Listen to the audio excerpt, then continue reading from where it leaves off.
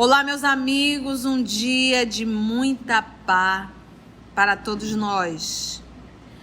Hoje, exatamente 26 de maio de 2023, e estamos nós reunidos para estudarmos o livro Obras Póstumas.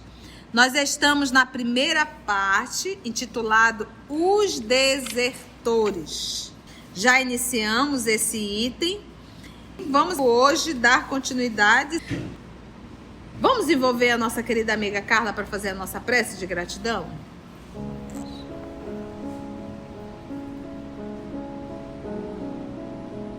Amado Jesus, com alegria te agradecemos essa oportunidade que tu nos dás de recapitular essas mensagens, esses estudos, essas lições, e que possamos, com a tua ajuda e dos amigos espirituais aqui presentes, abrir nossa inteligência, nosso entendimento, para que essas lições sejam postas em práticas, lembradas no dia a dia, nas coisas mais comezinhas que nos acontecem, possamos lembrar que estamos aqui de passagem e que já já estaremos fora dessa carne, dessa matéria, e que precisamos fazer nosso espírito brilhar e subir e chegar até ti.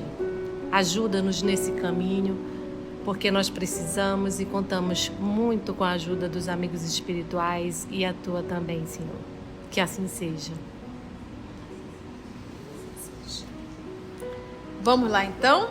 Então, vamos retomar os desertores. Então, aqui o professor Allan Kardec falando sobre aqueles que se afastaram da doutrina espírita. Lembrando os desertores, aquele que abandona suas convicções, sua religião, seu compromisso ou a causa que era defensor.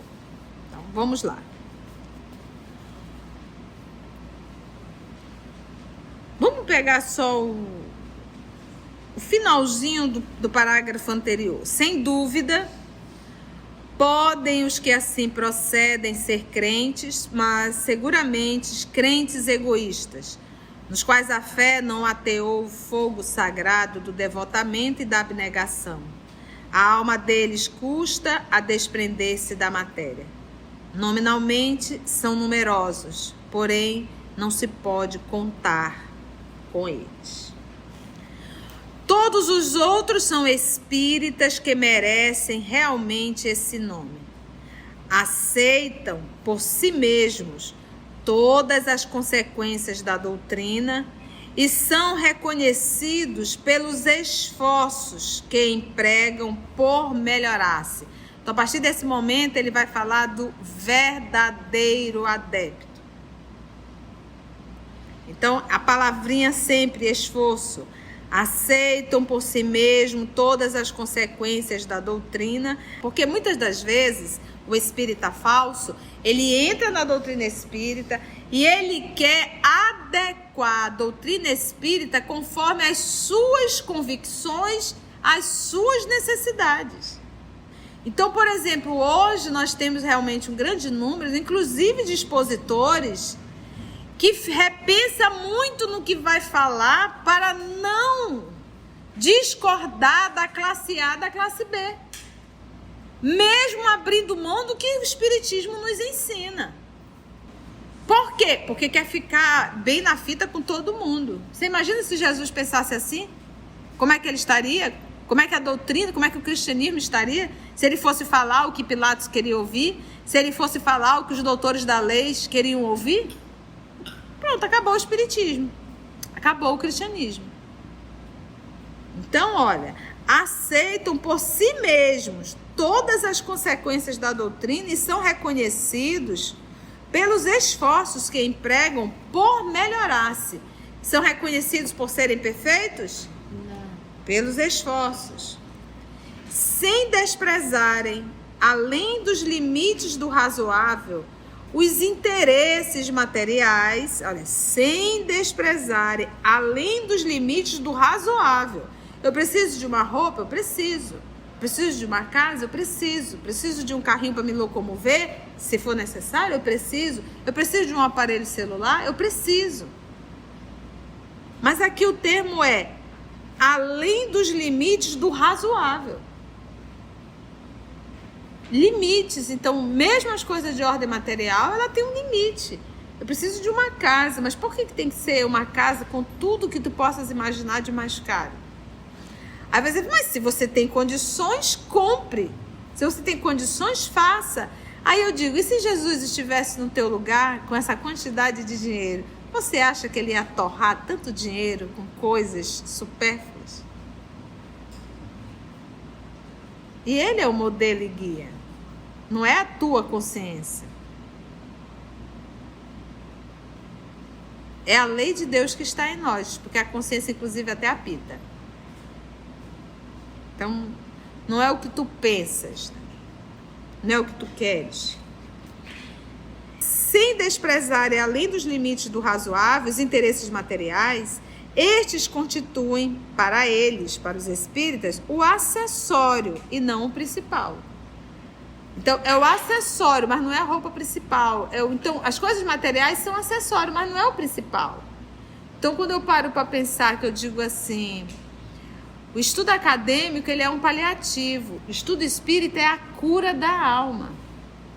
Por isso é que ele coloca as coisas materiais como um acessório. Mas não é o primordial. Não foi para isso que eu nasci. Não consideram a vida terrena senão como travessia mais ou menos penosa. É uma travessia. Então, imagina você atravessar um rio de um lado para o outro. Doloroso, sacrifício. De vez em quando te dá umas afogadas, a gente engole lá uns caldos, pega uns caldos, né? Dá uma mergulhada, se bate um pouco, cansa. Algumas vezes a gente cansa. Mas vai passar. É temporário, é breve. Como travessia mais ou menos penosa. Então, o espírita sincero, ele tem certeza que isso daqui não é a praia com água de coco e brisa. É a travessia. Mas quando eu tenho consciência que é a travessia, eu estou preparada para as ondas que vão vir. Mas quando eu começo a me iludir e achar que isso aqui é a praia, aí quando vem uma onda eu me desespero. Esses verdadeiros espíritas, né, estão certos de que o futuro depende do emprego útil ou inútil que derem à vida. É a nossa fala ontem na palestra do Morada Cristã. O meu futuro está pronto? Quem é que está preparando o futuro? Hoje. São as minhas escolhas de hoje. As minhas atitudes de hoje estão programando o meu futuro. E não é só um futuro longo, é um futuro próximo. Então, vamos pensar de forma orgânica, física. Todo mundo vai desencarnar? Vai. Mas um mais quebrado que o outro. É a mesma coisa. Eu te dou um carro novo. Se você não cuidar bem, a vida útil dele vai ser menor, porque é matéria. Assim é o nosso organismo. Então eu posso envelhecer com saúde, a não ser que seja um processo expiatório. Mas como a gente não sabe, que eu não venha contribuir. Porque são pontos assim interessantes. Eu tenho que passar por uma expiação. Pode amenizar a expiação? Pode. Como? Através da minha atitude moral. Ela pode diminuir. Olha, já tem um ponto, atitude moral. O meu corpo físico, ele pode ficar numa velhice mais saudável? Pode, dependendo do quê? Se você faz exercício físico, você come pouco. Pronto, e sabe se alimentar. Morre mais gente no nosso planeta por excesso de comida, não é por falta não. Vocês já viram aquela senhorinha de 90 anos, sequinha, magrinha, né? E ela fazendo as coisas dentro de casa, parece assim uma nesguinha dentro de casa, né? O povo magrinho, né? Mas por quê? É saúde também. Capina e tudo, né? Eu conheço algumas que eu digo, valha-me Deus, né? Se abaixa assim, é impressionante. Então, olha só. Estão certos de que o futuro depende do emprego útil ou inútil que derem à vida. Útil ou inútil. Então, Qual é o emprego que eu dou à minha vida? Se você for fazer um balanço, se nós formos fazer um balanço, o que eu fiz de útil hoje? E se nós formos fazer sempre essa pergunta, a gente vai ver que grande parte do dia somos inúteis. Consideram mesquinhos, ou seja, de pouca importância, os gozos que a vida proporciona. Mesquinho, ou seja, de pouca importância frente ao quê? Em face do objetivo esplêndido que entreveio no além. Então, os gozos da terra passam a ser algo assim mesquinho, de pouca importância, em frente ao que o espírita verdadeiro enxerga na condição de futuro. Você acha que eu vou estar me debatendo para adquirir isso aqui ou aquilo ali, em detrimento da minha condição moral? Em detrimento da minha evolução moral? Vou nada. Não se intimidam com os obstáculos que encontram no caminho, porque tem pessoas que se deparam com uma pedra e desistem. E essa pedra, a gente não está aqui abordando coisas materiais. Aqui o verdadeiro espírita, ele está abordando as coisas morais. Tá? Ninguém está aqui falando de autoajuda. Pensa positivo, você vai conseguir passar, você vai conseguir... Não, pelo amor de Deus, deixa isso para quem... Espiritismo não é autoajuda. Espiritismo é cura, quando bem empregado. Espiritismo é a chave que nos liberta, quando bem estudado e vivido. Não se intimidam com os obstáculos que encontram no caminho, vendo nas vicissitudes, nas mudanças e decepções, provas que não lhes causam desânimo, porque o desanimado, ele não tem força para sair do quarto. Ele não tem força para enfrentar dificuldades. Desânimo. Pensa um trabalhador desanimado. Pensa um espírita sem ânimo. O que ele dá conta de fazer? Nada. Ele está preto e branco. Vendo nas vicissitudes e decepções provas que não lhes causam desânimo, porque sabem que o repouso será o prêmio do trabalho. O repouso será o prêmio do trabalho. E esse repouso não é um repouso físico, é o repouso o quê? Moral. É o repouso emocional depois de uma luta grande. A gente só consegue repousar não é quando tudo acaba.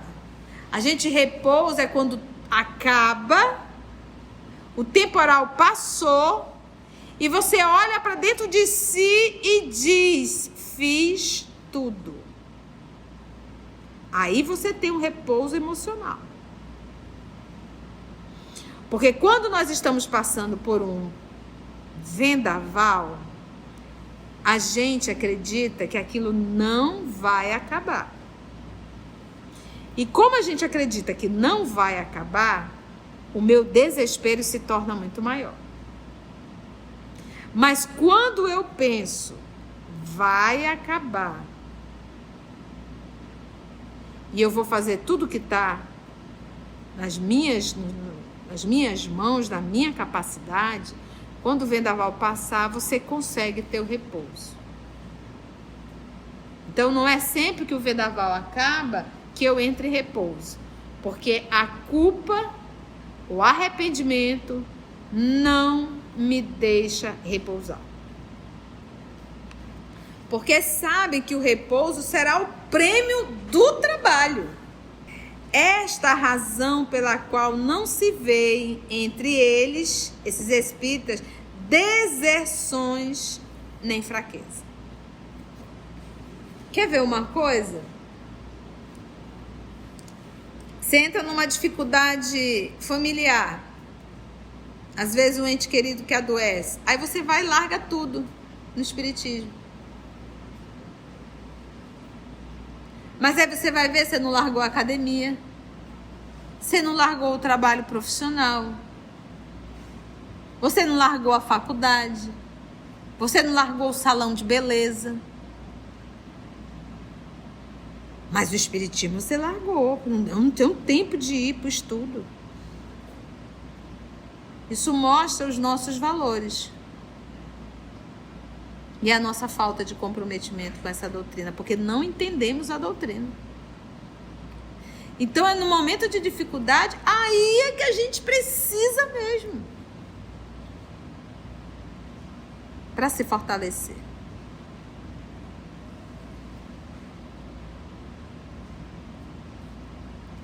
É por isso que os espíritos bons protegem ostensivamente os que lutam com coragem e perseverança. Alguém tem dúvida disso? Eu não tenho. Vocês sabem compartilhar com os nossos irmãos que estão ouvindo pelo canal? A minha mãe retornou à pátria espiritual, hoje está completando 8 dias. E eu morei, né, agora. Ela morou comigo uma vida inteira. Nós nunca nos separamos. Agora, essa separação física. E eu ali, muito saudosa da presença física dela, eu amanheci ontem, eu tenho um quadro na cozinha com uma fala de Jeremias, do apóstolo Jeremias, falando que tudo acontece segundo a vontade de Deus, porque é o melhor. Uma frase assim. E aí eu tirei uma foto, por quê? Porque quando eu acordei, o quadro tinha mudado de lugar. O quadro saiu do parafuso que ele estava engatadinho e ficou empendurado no varal da cortina. E lá a frase que era para me chamar a atenção. Então, a frase era: tá tudo certo, é o melhor para ti. A vontade de Deus é essa, é sempre o melhor para ti. E isso a gente percebe a assistência espiritual. Então nós nunca, quando a gente está em luta, que a gente está se esforçando, que a gente se dedica, sabe? Eu não estou me colocando como exemplo, que eu não sou. Porque se for perguntar, tia, foi merecimento? Não, é misericórdia mesmo de Deus. Mas como ele foi misericordioso com a gente? Para todos os lados, ele enviou sempre anjos. Sempre. Nunca fiquei sem um anjo ao meu lado. Até nos últimos momentos. Na hora mais difícil. Então é isso que a gente tem que confiar. Então façamos a nossa parte. E deixa aqui, ó. É por isso que os espíritos bons protegem ostensivamente. Não é de forma leve, não. É ostensivamente, muitas vezes movimentando um quadro para chamar atenção. Os que lutam com coragem e perseverança. Aqueles cujo devotamento é sincero e sem ideias preconcebidas. Porque o que acontece? Muitas vezes a gente adentra na doutrina com interesses mesquinhos por detrás, com ideias preconcebidas. Às vezes tem pessoas que deixam a doutrina porque não foram atendidas num pedido que fez. Tem pessoas que deixam a doutrina porque desencarnou alguém, um ente muito querido. Como que aconteceu aquilo uma vez que a pessoa estava lá fazendo a pseudo-caridade? Poxa, mas eu estava aqui fazendo bem, como é que isso acontece comigo? Ideias preconcebidas. Ajudam-nos a vencer os obstáculos, esses espíritos nobres, e suavizam as provas que não possam evitar-lhes. Porque tem provas que a gente tem que passar, não tem jeito. E o que eles fazem? Suavizam. O que a gente tem que entender, eu digo que é uma matemática, isso é até uma coisa exata, é da exata mesmo. Eu sou um espírito que eu nasci no planeta Terra. Quem nasce aqui são espíritos enrolados com a lei, espíritos que já aprontaram muito. Basta nós olharmos um pouco a nossa história. Então, só de Inquisição foram 6 séculos, foram quase 600 anos. quase 600 anos de Inquisição, fora cruzadas, fora a Noite de Bartolomeu, fora, nós tivemos mais 10 anos da Revolução Francesa. Se nós pararmos para ver a história, nós somos criaturas bem enroladas. Eu carrego débitos dentro de mim, eu carrego isso. Uma vez eu sabendo e tendo essa consciência da reencarnação, eu digo, bem, se eu nasci aqui, boa peça eu não sou. Carrego débitos. O que Jesus me ensinou para eu fazer o bem? O que eu tenho aprendido em Espiritismo? O que eu tenho aprendido em Espiritismo? Que o bem que eu faço, além de me tornar um humano melhor, muda a rota da minha vida. Alivia. Então, se eu tenho uma consciência disso, do meu passado, se eu coloco isso na minha cabeça, aí eu, racionalmente, o que eu devo pensar? Que eu tenho que arregaçar a manga e trabalhar, para as penas diminuírem, para a sentença ser atenuada. É isso. Mas o que nós fazemos? A gente reencarna, se coloca na condição de vítima, injustiçados, e se acha no direito de reclamar. Tem um ditado de Portugal, Zé Paulo que me diz. Zé Paulo sempre vem com um ditado, que a mãe dele, Isabel, né? Isabel sempre vinha com um ditado dele. Cavalo dado não se olha os dentes, né? Então, nós recebemos um cavalo e ainda achamos no direito de reclamar dos dentes. O que é isso? Uma oportunidade. Uma reencarnação sem lembrar do passado. Dizer, tia, nós deveríamos lembrar. Meu filho, cale sua boca, você está falando besteira. Porque se nós lembrarmos do passado, a gente não levanta a cabeça. De vergonha. Então, o papai nos dá a oportunidade de começar do zero. É isso. Eu tenho sim que me aperfeiçoar, trabalhar esse meu mundo íntimo, ser útil à humanidade, não é a quem me interessa, é a humanidade. E nisso sim eu estarei cobrindo a multidão de pecados. Ajudam-nos a vencer os obstáculos, esses espíritos nobres, e suavizam as provas que não possam evitar-lhes. Porque tem processos expiatórios que não tem como. Mas eles fazem o quê? Suavizam. Aí lembra da fala de Jesus? Suave é meu jugo e leve é o meu fardo.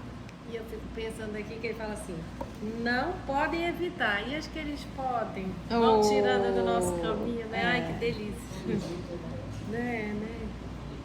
É verdade. Essa aí ela já vai passar. Vamos atenuar. Aqui, vai deixar uma pausa. Quantas coisas a gente nem chega a conhecer, porque não acontece. Eu me lembro muito disso, assim, quando tem motoqueiro no trânsito que passa raspando. Tem um motoqueiro, sei lá, é um livramento.